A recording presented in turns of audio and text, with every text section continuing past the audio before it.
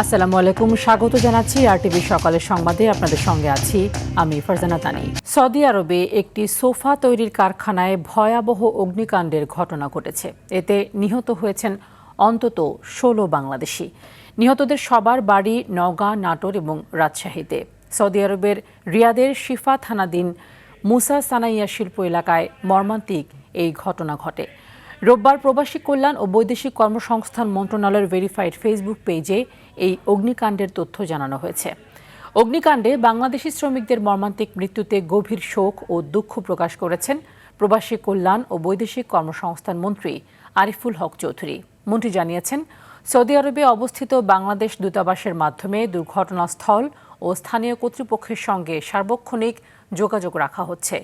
নিহত প্রবাসী ভাইদের মরদেহ দ্রুত দেশে ফিরিয়ে আনা এবং তাদের পরিবারের জন্য প্রয়োজনীয় সব ধরনের সহায়তা ও ক্ষতিপূরণ নিশ্চিতে সংশ্লিষ্ট কর্মকর্তাদের নির্দেশ দেওয়া হয়েছে।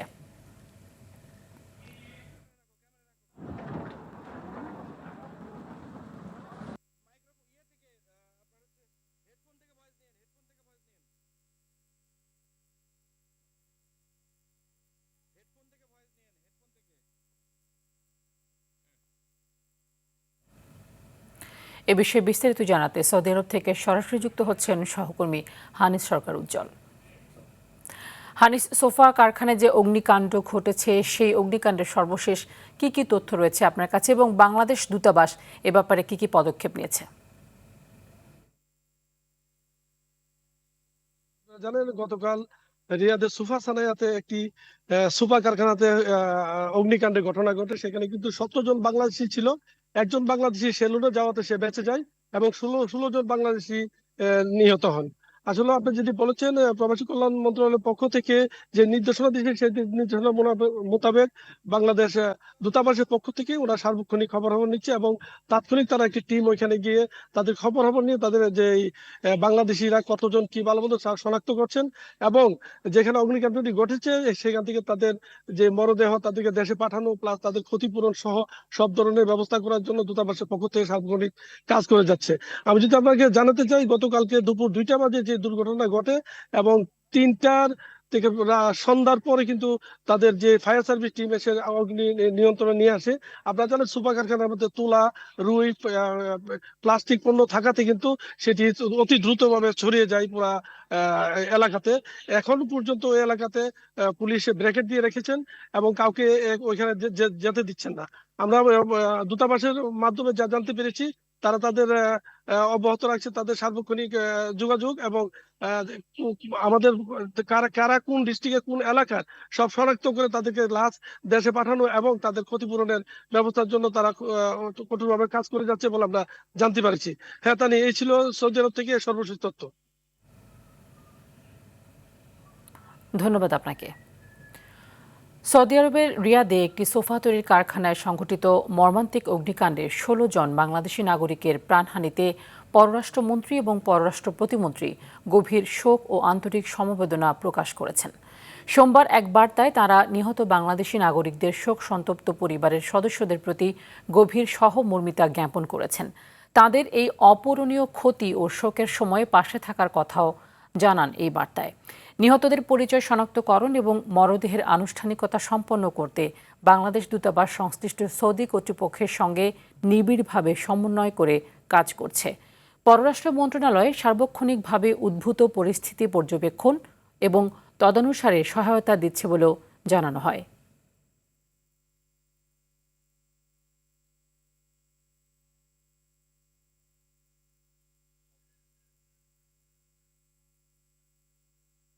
নওগাঁর কালিকাপুর ইউনিয়নের গণ্ডগোহলী গ্রামের মোহন প্রামাণিক সুমন প্রামাণিকের বাড়ি থেকে সরাসরি যুক্ত হচ্ছেন সহকর্মী আরিফুল হক। আরিফ, সৌদিতে নিহত সুমনের বাড়িতে আছেন আপনি, আমরা যেরকমটি জানি, কি অবস্থা দেখছেন সেখানকার?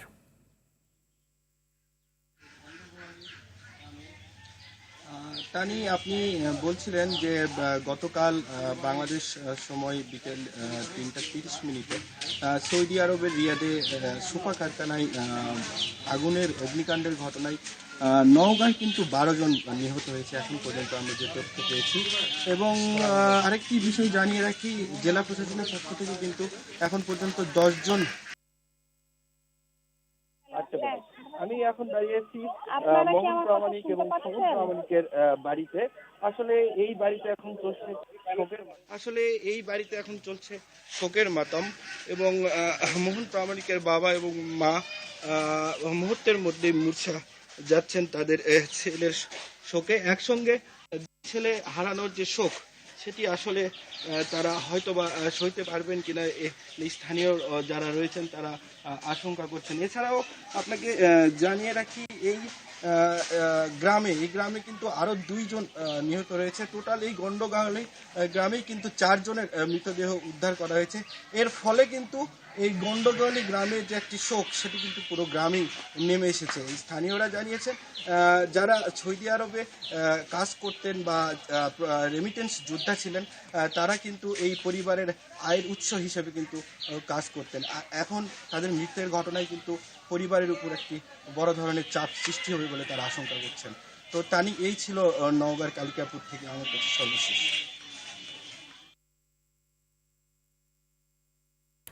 ধন্যবাদ আপনাকে। এবার অন্য প্রসঙ্গ। চলতি বছরের এসএসসি ও সমমান পরীক্ষার ফল প্রকাশ হবে আজ। এবারও মোবাইল ফোনে SMS এর মাধ্যমে এই ফল জানতে পারবেন শিক্ষার্থীরা। 16222 নম্বরের পাশাপাশি নতুন 16140 এই নম্বরটিতেও জানা যাবে ফলাফল। ঢাকা মাধ্যমিক ও উচ্চ মাধ্যমিক শিক্ষা বোর্ডের এক বিজ্ঞপ্তিতে এই তথ্য জানানো হয়েছে। সকাল 10টার পর থেকে ওয়েবসাইট ও SMS এ শিক্ষার্থীরা ফল দেখতে পাবেন। পাশাপাশি নিজ শিক্ষা প্রতিষ্ঠানেও দেয়া হবে এই রেজাল্ট।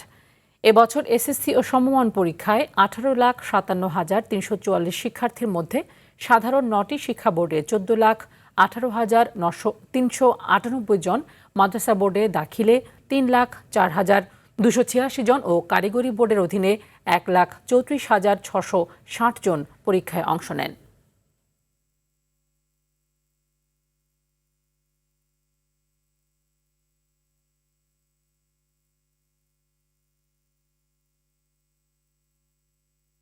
দর্শক, এই মুহূর্তে ভিকারুন্নিসা স্কুল অ্যান্ড কলেজের মূল শাখায় রয়েছেন আমাদের সহকর্মী সাদিয়া কানিজ। চলে যাচ্ছি তার কাছে। সাদিয়া, এসএসসির ফলাফল নিয়ে সর্বশেষ কি তথ্য রয়েছে আপনার কাছে, এবং যারা ফলাফল জানতে এসছেন স্কুলে তারা কি বলছেন?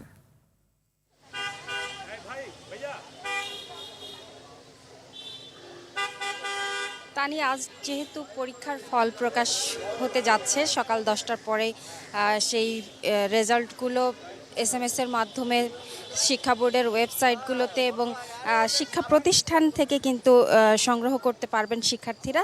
তো সেই কারণে যেহেতু ফল প্রকাশ হতে যাচ্ছে, শিক্ষার্থীদের স্বাভাবিকভাবেই কিছুটা উদ্বিগ্ন থাকবে, কিছুটা তাদের যে প্রত্যাশার কথা তারা আমাদেরকে জানাচ্ছিলেন, তারা সবাই ভালো ফলের প্রত্যাশা করছেন। তারপরও কিছুটা টেনশন তো রয়েছে। এখানে অভিভাবকরা অপেক্ষা করছেন, শিক্ষার্থীরা রয়েছেন। তারা আসলে যদিও SMS এর মাধ্যমেই ফল সংগ্রহ করতে পারবে, তারপরেও কিন্তু তারা শিক্ষা প্রতিষ্ঠানে এসেছেন বন্ধুদের সাথে। তারা যেহেতু রেজাল্টের পরে একে অপরের সাথে আসলে রেজাল্টের যে আনন্দ ভাগাভাগি করে নেবেন, সেই কারণগুলোতে কিন্তু তারা অপেক্ষা করছেন। আর সকাল 10টার পরেই ফল প্রকাশ হবে। আপনাকে একটি বিষয় জানিয়ে রাখি, এবার কিন্তু আরও 3 সপ্তাহ আগেই রেজাল্ট হওয়ার কথা ছিল, কিন্তু শিক্ষা বোর্ডের সিদ্ধান্ত অনুযায়ী, শিক্ষা মন্ত্রণালয়ের সিদ্ধান্ত অনুযায়ী 3 সপ্তাহ পরে আজ ফল প্রকাশ হচ্ছে। তো শিক্ষার্থীরা বলছিলেন তারা সারা বছর চেষ্টার পরে পড়াশোনা করে পরীক্ষা দিয়েছেন, স্বাভাবিকভাবেই তাদের রেজাল্ট ভালো প্রত্যাশা করছেন এবং এর পরের যে ধাপগুলো রয়েছে, যেমন ভালো কলেজে ভর্তি হওয়ার যে প্রতিযোগিতা, সেই বিষয়গুলো তাদের সামনে আসবে। তো সেই বিষয়গুলো নিয়েই আসলে তারা উদ্বিগ্ন এবং একদিকে যেমন উদ্বিগ্ন, একদিকে আবার খুশি যে ভালো ফল হওয়ার পরের যে ধাপগুলো, সেই ধাপগুলোতে তারা কিভাবে কি করবেন সেই কথাগুলো আমাদেরকে জানাচ্ছিলেন। তো খানিকক্ষণ পরেই যেহেতু রেজাল্ট হবে, সেই কারণে কিন্তু এই যে স্কুলের সামনে রয়েছে আমরা, সেই স্কুলের ভেতরের কিন্তু একটি প্রক্রিয়া শুরু হয়েছে। তো তানি, ভিকারুন্নিসা স্কুল থেকে এসএসসি রেজাল্ট নিয়েই ছিল আমার কাছে সর্বশেষ। ধন্যবাদ আপনাকে। চট্টগ্রাম থেকে সরাসরি যুক্ত হচ্ছেন আরেক সহকর্মী সাইফুল মাহমুদ। আমরা জেনে আসছি সাইফুলের কাছ থেকে। সাইফুল, এসএসসির ফলাফলের সর্বশেষ কি তথ্য রয়েছে আপনার কাছে এবং যারা ফলাফল নিতে এসছেন তাদের অভিজ্ঞতার কথা জানাবেন। যে তা নিয়ে আসলে যেমনটি বলেছেন, দীর্ঘ প্রতীক্ষার পরে কিন্তু আসলে একটা ফলাফলের জন্য অপেক্ষা করে শিক্ষার্থী এবং অভিভাবক, একই সাথে আসলে যারা স্কুল কর্তৃপক্ষ রয়েছে তারাও সবাই একটা ভালো ফলাফল করবে এমনটাই তারা কিন্তু প্রত্যাশা করছে। আমরা কিন্তু আপনাদেরকে একটু দেখানোর চেষ্টা করছি বাংলাদেশ মহিলা সমিতির স্কুল থেকে এখানে অনেক অভিভাবক এসেছেন শিক্ষার্থীদের ফলাফল নেওয়ার জন্য। তবে শিক্ষার্থীরা ধীরে ধীরে আসতে শুরু করেছেন, যেহেতু আসলে এখন অনলাইনের মাধ্যমে ফলাফল জানা যায়। সেজন্য এবছর চট্টগ্রাম শিক্ষা বোর্ডের অধীনে 1218টি শিক্ষা প্রতিষ্ঠানের প্রায় 1,30,741 জন শিক্ষার্থী পরীক্ষায় অংশগ্রহণ করে এবং যারা অংশগ্রহণ করেছে তারা প্রত্যেকেই কিন্তু আসলে ভালো ফলাফল করবে এমনটাই প্রত্যাশা করেছেন এবং একই সাথে যারা অভিভাবক রয়েছেন তারাও কিন্তু ভালো ফলাফল করবেন, তাদের সন্তানরা তারা কিন্তু সেটাই প্রত্যাশা করছে এবং একই সাথে অভিভাবক এবং শিক্ষার্থী তারা দুজনেই কিন্তু একটা বিষয়ে কিন্তু উদ্বিগ্ন, সেটি হচ্ছে যে ভালো ফলাফল করার পরে আসলে তারা ভালো শিক্ষা প্রতিষ্ঠানে ভর্তি হতে পারবেন কিনা কিংবা যে ধরনের ফলাফল করবেন সেই অনুপাতে কিন্তু আসলে সেই শিক্ষা প্রতিষ্ঠানগুলোতে কলেজগুলিতে তারা ভর্তি হতে পারবেন কিনা। আমরা একজন অভিভাবকের সাথে কথা বলবো যিনি তার সন্তানের আসলে রেজাল্ট নিতে এসেছেন, তার অনুভূতিটা কেমন একটু জানবো এবং কেমন ফলাফল করতে পারে আমরা একটু ওনার কাছে একটু জানতে চাইবো। হ্যাঁ, ধন্যবাদ। আরটিভিকে প্রথমে আমার পক্ষ থেকে ধন্যবাদ জানাচ্ছি। আসলে দীর্ঘ 12টি বছর আমার মেয়ে কষ্ট করে আজকে এই পর্যায়ে একটা রেজাল্টের জন্য ওয়েট করতেছে। প্রথমে আমার মেয়ে এবং বাবা স্কুলের যারা গাইডেন্স সমস্ত পরীক্ষার জন্য আমি দোয়া চাচ্ছি। আশা করি পরীক্ষা এবার যে পদ্ধতি বিভিন্ন পত্রপত্রিকা এবং বিভিন্ন মাধ্যম থেকে যা নিউজ পাইছি, আশা করি পরীক্ষার্থীরা ভালো রেজাল্ট করবে এই আশাবাদ ব্যক্ত করছি। শুনছিলেন একজন অভিভাবকের বক্তব্য, তিনি যেটা বললো আসলে সবাই ভালো ফলাফল করবে এমনটাই প্রত্যাশা করতেন। আরেকটা বিষয় জানিয়ে রাখি, সেটি হচ্ছে যে গত বছরের তুলনায় এবছর শিক্ষার্থীরা হয়তো GPA 5 বেশি পাবে এমনটাই প্রত্যাশা করতেন শিক্ষা বোর্ড, অভিভাবক, শিক্ষার্থী সবাই সব কিছু মিলিয়ে। তবে এখনও পর্যন্ত যেহেতু ফলাফল ঘোষণা হয়নি, ফলাফল ঘোষণা হলে কিন্তু আসলে এক ধরনের আনন্দ বিরাজ করবে এমনটাই সবাই প্রত্যাশা করছেন। তা নিয়ে এটাই ছিল আমার কাছে 2026 সালের SSCর পরীক্ষার ফলাফল নিয়ে এই মুহূর্তে সর্বশেষ সংবাদ।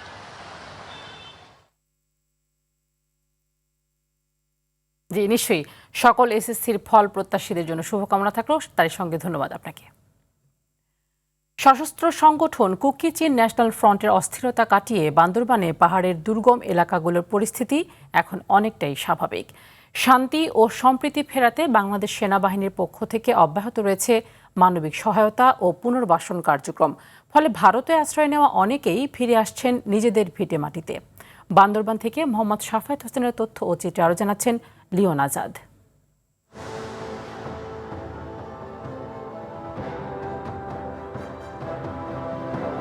বান্দরবানে সশস্ত্র সংগঠন কুকি চিন ন্যাশনাল ফ্রন্টের সন্ত্রাসী তৎপরতা ও অস্থিরতা কাটিয়ে পাহাড়ের দুর্গম জনপদে এখন ফিরেছে স্বস্তি। স্থায়ী শান্তি, সম্প্রীতি ও অর্থনৈতিক স্থিতিশীলতা বজায় রাখতে কাজ করে যাচ্ছে বাংলাদেশ সেনাবাহিনী। KNF এর উৎপাতে ঘরছাড়া হওয়া বম, ত্রিপুরা ও মৃু সহ বিভিন্ন পাহাড়ি জনগোষ্ঠী ফিরে আসছে তাদের নিজ ঠিকানায়। পরিস্থিতি স্বাভাবিক হওয়ায় এ পর্যন্ত 221টি পরিবারের 531 জন সদস্য নিজ গ্রামে ফিরে স্বাভাবিক জীবনযাপন শুরু করেছেন। পাশাপাশি KNF এর সঙ্গে জড়িয়ে পড়া বেশ কয়েকজন সদস্য স্বাভাবিক জীবনে ফেরার প্রত্যয়ে আত্মসমর্পণ করেছেন। কুকি চিন কারণে ত্রিপুরা এবং মৃু সবাই অশান্তিতে মধ্যে আছে, সবাই কষ্ট আছে, আমরা সুন্দরভাবে বসবাস করতে পারেন। সেনাবাহিনী যখন 64 টাকা করে আশেপাশে আছে, এই কারণে এখন নেওয়া হয় নাই। আগে আমাদের গ্রামে অন্য বাহিনী অনেক ডিস্টার্ব করতো, আমাদের উপর হামলা করতো, কিন্তু এখন আমরা নিরাপদে আছি, ভালো আছি। বম সোশ্যাল কাউন্সিলের সংগঠনের প্রত্যাশা অন্য সম্প্রদায়ের লোকজন যেন ভয়ে পার্শ্ববর্তী রাষ্ট্রে না যায়, যাতে করে কোনো প্রতিবেশী রাষ্ট্রে না যায়, কোনো রকমের কোনো সময়কে এনে আগমনও ঘটে সেটা আমাদেরকে বলবেন। এটা হইলো বোমদের প্রতি বিশেষ করে বার্তা। সেনাবাহিনীর মতে বাংলাদেশের আইন কানুন যারা মেনে চলবে না এবং বাংলাদেশের স্বাধীনতা সার্বভৌমত্ব হুমকি স্বরূপ তাদেরকে ধরতেই হবে। বাংলাদেশের আইন কানুন মেনে চলবে না, বাংলাদেশের স্বাধীনতা সার্বভৌমত্বের জন্য হুমকি স্বরূপ তাদেরকে আমরা ধরবই, এটা আমাদের কাজ। বাকি আপনারা যারা আছেন পাড়াতে আছেন, আপনারা সাধারণ মানুষ আপনারা আপনাদের জীবনযাপন করেন, ভয় পাওয়ার কোনো কারণ নেই। সেনাবাহিনীর কঠোর নিরাপত্তা ও মানবিক উদ্যোগে পাহাড়ে এখন আস্থার পরিবেশ তৈরি হয়েছে। সাধারণ মানুষের প্রত্যাশা সব ধরনের আতঙ্কে পেছনে ফেলে বান্দরবানের এই জনপদে দীর্ঘস্থায়ী শান্তি বজায় থাকবে। Leone Azad, RTV। গ্যাস সংকটে থমকে গেছে দেশের অন্যতম বৃহৎ শিল্পাঞ্চল টঙ্গীর বিসিক এলাকার কারখানাগুলোর উৎপাদন ব্যবস্থা। টানা তৃতীয় সপ্তাহ ধরে অনেক কারখানায় উৎপাদন সীমিত হয়ে পড়েছে। শুধু রপ্তানিমুখী শিল্পেই নয়, পড়েছে তৈরি পোশাক শিল্পের সহযোগী নানা প্রতিষ্ঠানেও। এদিকে লক্ষ্মীপুরেও তীব্র আকার ধারণ করেছে গ্যাস সংকট। চাহিদা মতো গ্যাস না পাওয়ায় চরম দুর্ভোগে পড়েছেন গ্রাহকরা। প্রতিনিধিদের পাঠানো তথ্যচিত্রে আরও জানাচ্ছেন আবরার মাহি।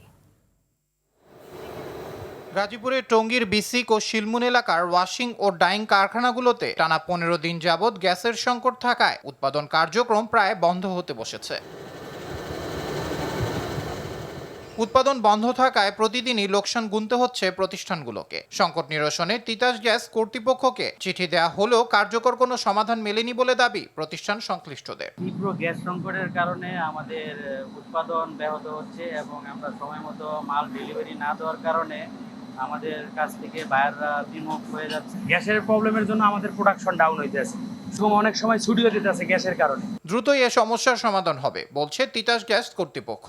বর্তমানে দেশে যে গ্যাস সংকট বিরাজ করছে, এটা সমাধানে বিদ্যুৎ জ্বালানি খনিজ সম্পদ বিভাগ এবং পেট্রোবাংলা এটা কাজ করছে এবং খুব দ্রুতই আশা করি এই গ্যাসের সমস্যার সমাধান হয়ে যাবে। এদিকে লক্ষ্মীপুরে গ্যাস সংকটের কারণে কেউ সিলিন্ডারের উপর নির্ভর করছেন, আবার কেউ মাটির চুলায় রান্না করে কোনো মতে সংসার চালাচ্ছেন। অন্যদিকে গ্যাস সংকটে বিপাকে পড়েছেন সিএনজি চালিত অটোরিকশার চালকরাও। আজকে টোটাল 3 দিন আমাদের গ্যাসে নাই, আমরা খুব কষ্টে রান্না করতেছি। বৃষ্টিতে আমরা লাড়কি নেই, আমরা অনেক কষ্টেতে রান্না হইতেছে। এটা তো গ্রামের বাড়ি না যে আসলে লাকড়ির চুলায় রান্না করার মতো কোনো তেমন ব্যবস্থা নাই। আমরা চাই যে গ্যাস সরবরাহটা খুব তাড়াতাড়ি চলে আসে। আমার আয় কমে গেছে, আমি তখন সারাদিন এখানে চলে যেতেছে, গাড়ি জমা উঠেছে কষ্ট তো টোটালি কমে গেছে। আমরা এই সকালে যাই, আমরা কই না গ্যাস লইতে ঘুম যাই, ইনকাম কই। তবে খুব শিগগিরই পরিস্থিতির উন্নতি হবে বলে আশা এ কর্মকর্তার। মেরামতের কাজ চলমান আছে এবং যতটুকু জানতে পেরেছি যে শেষ পর্যায়ে আছে এবং আশা করি যে এটা সমস্যার সমাধান হবে এবং আমরা গ্যাস পর্যাপ্ত পরিমাণে আমরা ইনটেকে পেলে আমরা গ্যাস ঠিকমতো সাপ্লাই করতে পারব। গ্যাস সংকট সমাধানে সংশ্লিষ্ট কর্তৃপক্ষের দ্রুত কার্যকর উদ্যোগ নেওয়ার দাবি ভুক্তভোগীদের। আবরার মাহি, RTV। দেশের সড়ক দাপিয়ে বেড়াচ্ছে অনুমোদনহীন বিলাসবহুল ডাবল ডেকার। সিঙ্গেল ডেকের অনুমোদন নিয়ে ডাবল ডেকের বডি তৈরি করে রাস্তায় নামানো হচ্ছে এসব স্লিপার ও চেয়ার কোচ। সড়কে শৃঙ্খলা রক্ষায় সারা দেশে 25টি ভ্রাম্যমাণ আদালত সক্রিয় থাকলেও এসব বাসের বিরুদ্ধে নেওয়া হয় না কোনো ব্যবস্থা। এক্ষেত্রে যেন অন্ধের ভূমিকায় বিআরটিএ ও ট্রাফিক পুলিশ। বিশেষজ্ঞরা বলছেন, অবৈজ্ঞানিক বডির এসব বাস সড়কে ঝুঁকি তৈরি করছে। মোহাম্মদ সাইমের রিপোর্টে বিস্তারিত। ঢাকা থেকে দেশের বিভিন্ন গন্তব্যে ছেড়ে যাচ্ছে বিলাসবহুল সব দোতলা বাস। চেয়ার ও স্লিপার কম্বিনেশনে নিজেদের ইচ্ছে মতো বডি তৈরি করে নিয়েছে দেশীয় প্রতিষ্ঠানগুলো, যেগুলোর ভাড়াও নির্ধারণ করেন তারাই। এসি বাসের সার্ভিসের যে ভাড়াটা দেওয়া হয় এটা এসি বাস বাস মালিক সমিতি থেকে।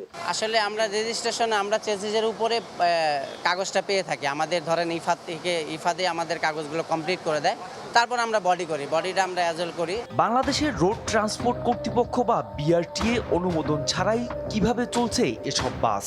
আমরাও গ্রিন লাইনে আমরা 20টা গাড়ি টাইপ অ্যাপ্রুভাল করাই নিয়েছিলাম, কিন্তু আমাদের এই যে স্লিপার গাড়ি এগুলোর কোনো টাইপ অ্যাপ্রুভাল নাই। গভর্নমেন্ট এগুলোকে বৈধতাও দিচ্ছে না, অবৈধভাবে দিনের পর দিন চলতেছে। এসব অবৈধ বাসের বিরুদ্ধে কেন ব্যবস্থা নেওয়া হচ্ছে না জানতে চাইলে মুখ লুকান ট্রাফিক পুলিশের এই কর্মকর্তা। এটা ঊর্ধ্বতন কর্তৃপক্ষ আমাদের কঠোর হস্তে দমন করবে আর কি। ইকুরিয়া বিআরটিএ ডিডি জানালেন, সিঙ্গেল ডেকের বাসের রেজিস্ট্রেশন নিয়ে অবৈধভাবে বডি পরিবর্তন করে চলছে এ বাসগুলো। বাংলাদেশে যেগুলি তৈরি করে লোকাল ওয়ার্কশপে এগুলির কোনো পারমিশন নেই।